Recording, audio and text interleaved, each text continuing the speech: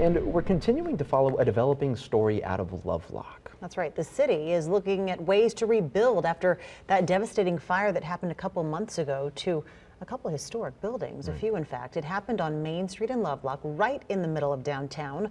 Paul Nelson shows us where the recovery stands. November 18th was a long, hard day for the city of Lovelock.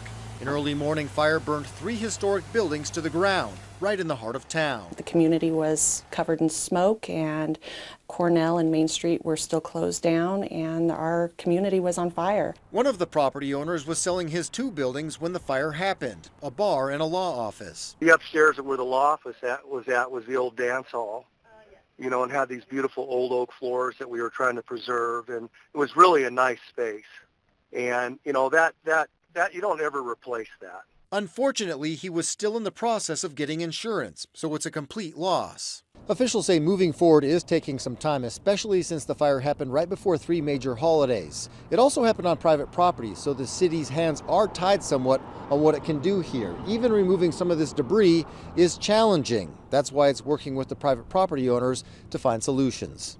The community's coming together, everybody's working together, but we don't have the authority yet to move in because it's still private property. Giles says the plan is to sort the debris on site, possibly salvaging some of it where possible. So far, the lowest quote to remove it is about $100,000. That's a pretty good sized chunk of change. And the city the size of us, we don't really have that. Luckily, the city is the recipient of a $600,000 Brownsfield grant that could go towards revitalization.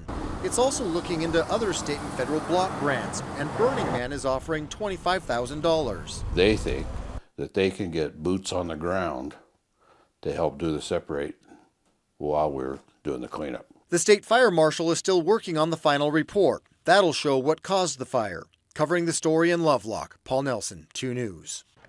The mayor of Lovelock hopes to see construction by this fall, something he says he hopes will benefit the entire community.